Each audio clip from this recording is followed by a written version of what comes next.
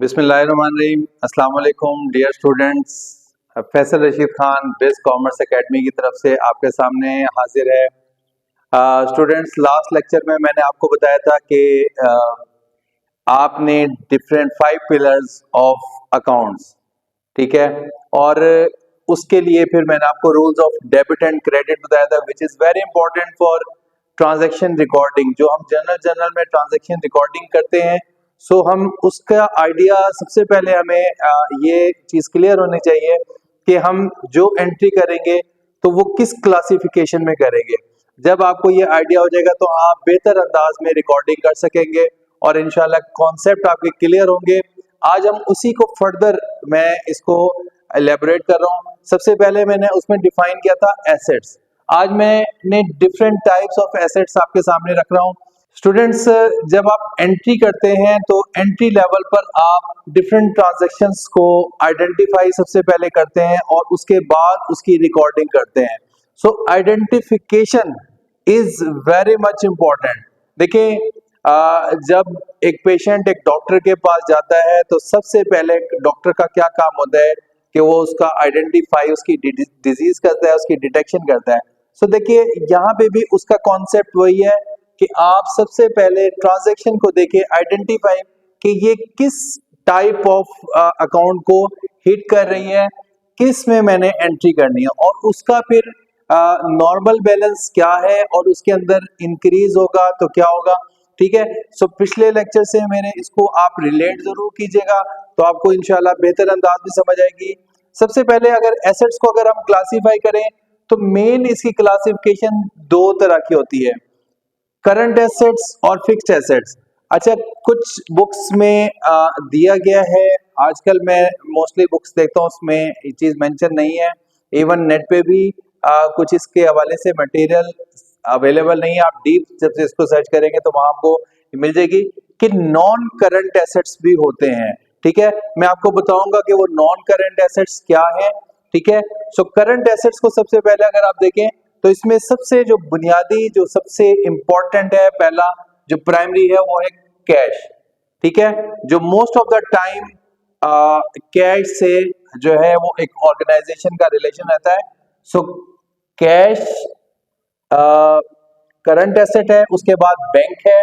ठीक है, इनको हम लिक्विड, मोस्ट लिक्विड एसेट्स भी कहते हैं। देखिए, इसको लिक्विड या करंट की हम क्या डेफिनेशन के जो एसेट जल्दी कैश में कन्वर्ट हो जाए हम उसको करंट एसेट कहते हैं, और उसमें उसकी उससे फर्दर टाइप है लिक्विड, यानी जो बिल्कुल कैश की सूरत में अवेलेबल हो। सो ये दो टाइप के कैश जो है वो कैश और बैंक के मोस्ट लिक्विड एसेट्स कहलाते हैं। इसके बाद तीसरे नंबर पे अकाउंट रिसीवेबल है, जो कि उसका भी साइकिल है कि 10 to 15 डेज, मैक्सिमम 1 मंथ में ये भी कैश के अंदर कन्वर्ट हो जाता है। ठीक है, उसके बाद मर्चेंडाइज इन्वेंट्री है, यानी वो गुड्स जो कि ऑफिस के पास या एक ट्रेडिंग बिजनेस के पास अवेलेबल होती हैं और जो कि उन्होंने सेल करनी होती है और वो भी नियर फ्यूचर में कैश में कन्वर्ट हो जाती हैं। ठीक है, इसके बाद मार्केटेबल सिक्योरिटीज, वो सिक्योरिटीज जो शॉर्ट टर्म के अंदर मार्केट में जल्दी कैश में कन्वर्ट हो जाती है। देखिए, करंट एसेट विद इन, मैंने आपको प्रीवियस भी बताया था कि 1 साल से कम अरसे के अंदर जो कैश में कन्वर्ट हो जाते हैं उन्हें हम करंट एसेट कहते हैं। इसके बाद इन्वेस्टमेंट इन बैंक्स और अदर कंपनीज जो कि शॉर्ट टर्म इन्वेस्टमेंट है, वो करंट एसेट का पार्ट है। इसी में मैं आपको थोड़ा सा गाइड कर दूंगा, कर दूं कि जो लॉन्ग टर्म इन्वेस्टमेंट है वो नॉन करंट एसेट्स हैं।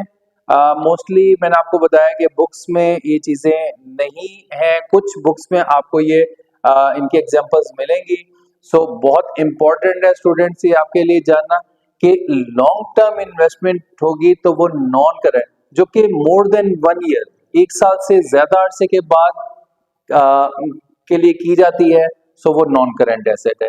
इसके बाद इनकम रिसीवेबल, कोई भी इनकम है, जिस तरह इंटरेस्ट है, कमीशन है, डिस्काउंट है, कोई भी इनकम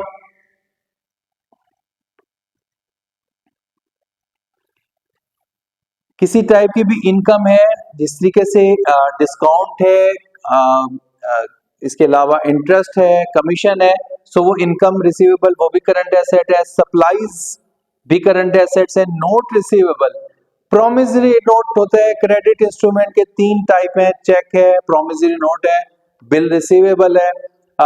जो इंट्रोडक्शन टू बिजनेस स्टूडेंट्स पढ़ते हैं वो इसको मजीद बेहतर अंदाज में जानते हैं। तो नोट रिसीवेबल ये भी इसके क्रेडिट इंस्ट्रूमेंट के तौर पे इस्तेमाल होता है। तो बाज़ ऑर्गेनाइजेशन लेन देन के लिए नोट और बिल्स को इस्तेमाल करते हैं। तो शॉर्ट टर्म बिल और शॉर्ट टर्म लोन जो है नोट, वो भी करंट एसेट का भाग है। सेकेंडली अगर हम देखें तो फिक्स्ड एसेट्स, फिक्स्ड एसेट्स को फर्दर अगर हम क्लासिफाई करें तो फिक्स्ड टेंजिबल एसेट्स और fixed intangible assets. Tangible assets वो एसेट्स होते हैं जिनको हम उनकी एग्जिस्टेंस को महसूस कर सकते हैं, देख सकते हैं और छू सकते हैं। लाइक अगर मैं इस व्हाइट बोर्ड को छू सकता हूं तो ये टेंजिबल है, लेकिन मेरा लेक्चर इसको आप छू नहीं सकते, सिर्फ रियलाइज कर सकते हैं। इसी तरह एक डॉक्टर जो पेशेंट को सर्विस देता है, एक वकील जो अपनी सर्विस देता है, उसको सिर्फ रियलाइज है। सो वो इंटेंजिबल कहलाते हैं, टेंजिबल जिसको हम छू सके। इन एसेट्स में कौन कौन से? प्लांट एंड मशीनरी जो कि प्रोडक्शन बनाने के काम आता है, तमाम किस्म के प्लांट्स और तमाम किस्म की जो मशीनरी है वो इसमें आ जाए, इस कैटेगरी में फॉल करेगी।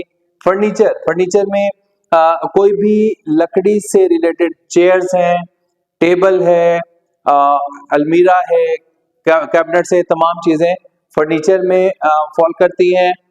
इसके अलावा बिल्डिंग, बिल्डिंग में तमाम ऑफिस की बिल्डिंग, गोडाउन, वेयर हाउसेज वगैरह, डिस्प्ले सेंटर, फैक्ट्री बिल्डिंग, ये तमाम जो भी फैक्ट्री के पास या किसी भी कंपनी के पास बिल्डिंग मौजूद है वो बिल्डिंग कहलाएगी। इसके बाद फ्री होल्ड लैंड, देखिए वो लैंड का वो हिस्सा जो कि जिसके ऊपर कोई कंस्ट्रक्शन नहीं है। इसके साथ साथ इसी के साथ अक्सर एंड लीज होल्ड इम्प्रूवमेंट का लफ्ज इस्तेमाल होता है कि बाज़ वक़्त लैंड के ऊपर आर्जी तौर पर कुछ चीज बना दी जाती है। मिसाल के तौर पर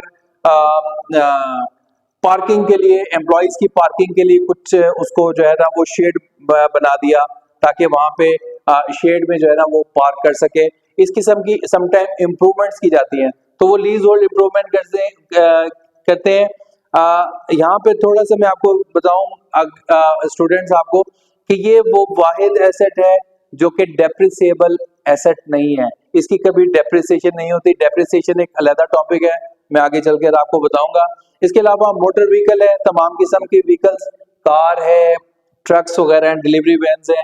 लूज टूल्स जो कि टूल्स काम होते हैं, औजार जिसे हम कहते हैं, तो वो भी फिक्स्ड एसेट्स है।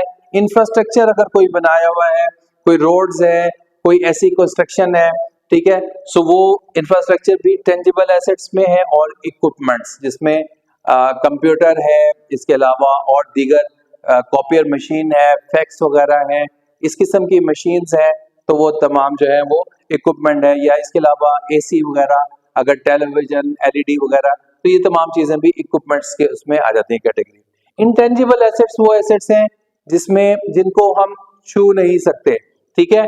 इसमें सबसे मोस्ट इंपॉर्टेंट गुडविल है, ऑर्गेनाइजेशन की अच्छी शोहरत जिसकी वजह से बिजनेस को हमेशा बूस्ट मिलता है और कस्टमर बार बार किसी बिजनेस कोई प्रोडक्ट जो परचेज करे वो कंपनी की गुडविल की वजह से।